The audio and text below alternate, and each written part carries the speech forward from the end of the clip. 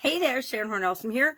Welcome to day 13 of the BU 365-day challenge. This year, we are getting to know ourselves better and becoming the best version of ourselves every day by doing some single daily action. Well, today we're focusing on our physical health and well-being and environment, anything physical, the month of January. So today we're going to apply the SOAP framework. We talked about the SOAP framework briefly yesterday, and today we're going to actually pick something and apply it to a physical aspect of our life. It could be your health, if you're feeling sick or having an illness issue or a health challenge. Maybe you're not getting enough sleep. Maybe we'll save stress for next month when we talk about emotions and feelings, and then March thoughts could be stress as well. But maybe you're not the weight that you want to be. Maybe you're underweight. Maybe you're overweight. I would say my daughter, since she had her baby, she's lost a bunch of weight, and she was tiny to begin with. Now she's even tinier.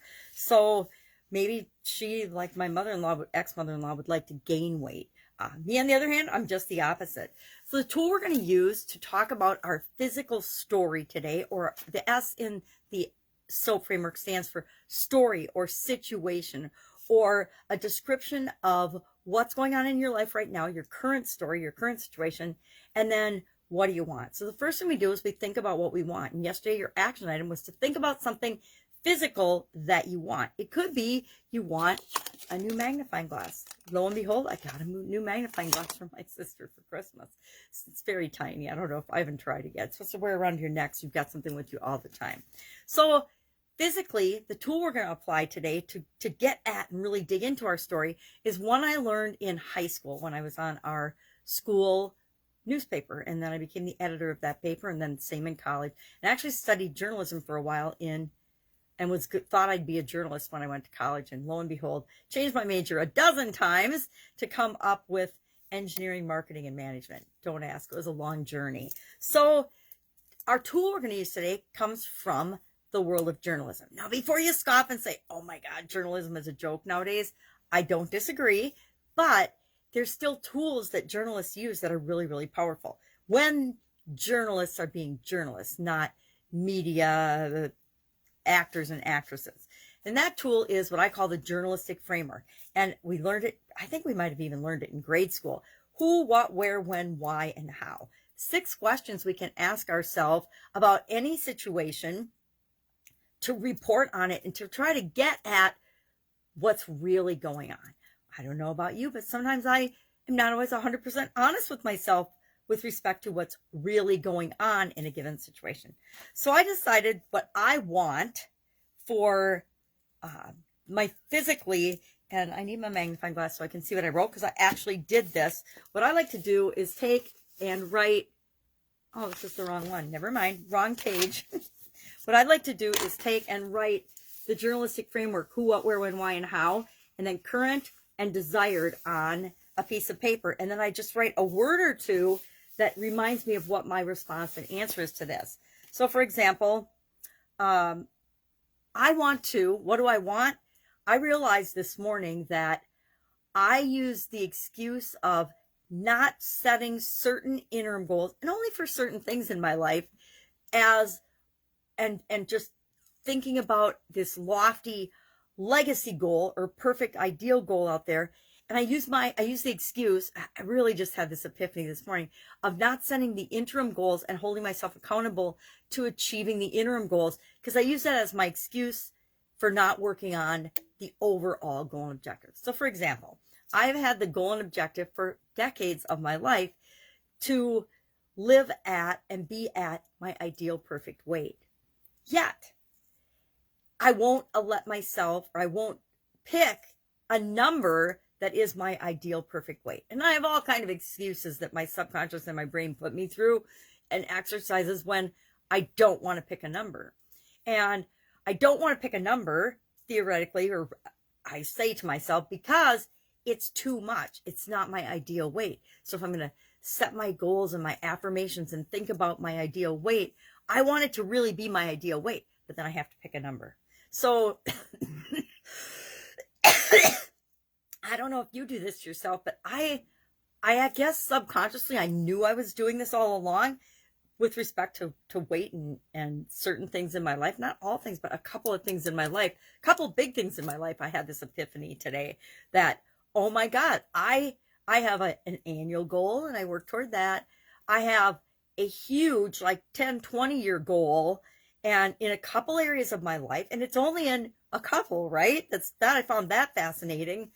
I don't have a specific number, and goals need to be specific, right? That I am committed to achieving. So my who, what, where, when, why, and how, I guess I kind of described my current situation. Who is me, right? For current and desired, because I still want to be me. What is my weight? And the current one is I'm not making any commitment to it. And my desired is that I set an interim weight and I go for that, realizing that it's just a stepping stone. I guess I want to go down the stairs, a stepping stone to what my overall perfect health ideal long-term weight is.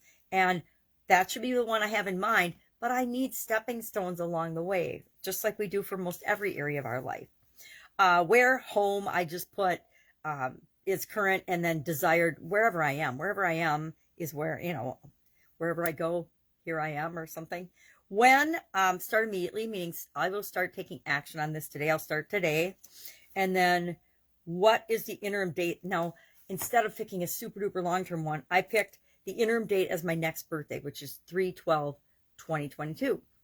So I will set, instead of setting what is my overall lofty perfect weight goal, because I know I can't get there by 3/12, what is my ideal stepping stone reach goal for 3/12/22? And I don't know what that is yet. I'm going to have to go up and get on the scale and actually weigh myself so I know what my current weight is, and then I'll know what to set for my interim weight goal. Where am I going to do it? Oh, okay, I said that. When? Start immediately by my birthday.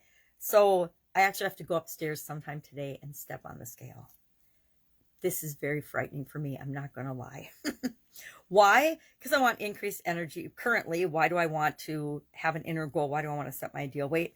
And I just put current, increased energy, increased confidence, increased fit into my clothes, etc. The way I look, etc.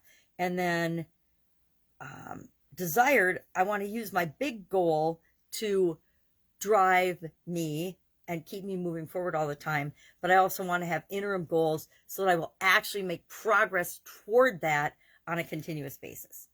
And then how, currently I just started the Thrive Challenge again.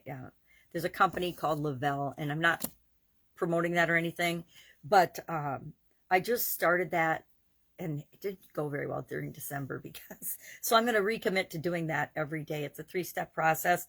So that's what I'm currently doing. And in the future, I'm going to have to research as part of the rest of the SOAP framework and figure out exactly how I'm going to set the interim goal is. I'm going to go weigh myself. I'm going to decide what makes sense for the next, 2 months, a little under 2 months. And what's a realistic weight loss goal for that? And then I'll just set my goal at an appropriate number for that. So that's how I'm going to actually do the goal setting part of it, the interim goal setting part of it. How am I going to achieve that interim goal setting to get me from where I am to where I want to go? First, I have to define where I am to where I want to go. And then I will figure out the steps throughout the rest of the SOAP framework. That's what the O, the A, and the P are all about. So today, what's our action item? What's our assignment? Our assignment is yesterday we thought about what we want, something that we want physically. Today, we're going to apply the journalistic framework, who, what, where, when, why, and how, to our current situation and then our desired situation, so we know where we are, where we want to be, and that will create the gap that we fill during the rest of the SOAP framework. All you have to do is share the area that you're going to work on in the comments below. What area are you soaping up? Now, I wanted to share one of these cards. I haven't shared a card for a few days. This one, I don't remember what deck it's from. I mixed them all up. Probably not the best idea. But this one says, physical well-being is only one thought away.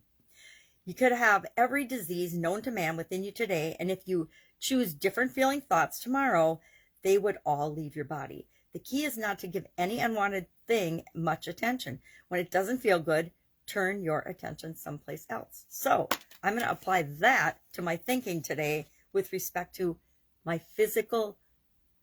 I'm not going to be afraid to have stepped on that scale. All right. If you have any questions, if I can help you in any way, hit me up in the comments below. Otherwise, I'll be with you tomorrow, and we will dive into the O of our SOAP framework. Have fun with this journalistic framework today. I have fun with it all the time, and it's such a powerful tool that sometimes we underestimate how easy it is. Well, because some of the questions aren't really applicable, but think if you were writing a story or telling a story that people wanted the facts to, and not just opinions, who, what, where, when, why, and how is a great way to get at that. All right, have an awesome day. I'll be with you tomorrow. Bye. Go do this. It's fun.